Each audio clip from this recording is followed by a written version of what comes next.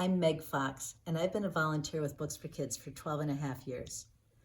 My first experience was walking into room 140 at 29th Street and seeing dozens of boxes of books precariously stacked.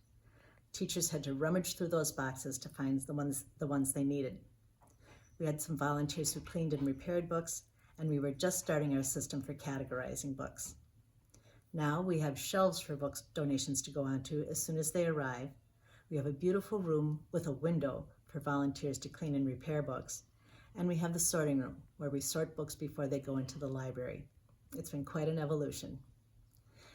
Back in 2008, I was recently retired, and I was looking for something that, as a friend suggested, would fill me up. I saw the notice in the newspaper for Volunteers for Books for Kids, and it seemed like a perfect fit. I'd been a voracious reader as a child, and I really wanted to help open that door for other kids. As much as I came to Books for Kids to provide a service, it's filled me up in ways I didn't expect. In the early years, I also did Read With Me, and watching children go from recognizing the letters in their names, telling stories about the pictures in the books we were reading, recognizing sight words, and reading books back to me. It was such an amazing process to be part of.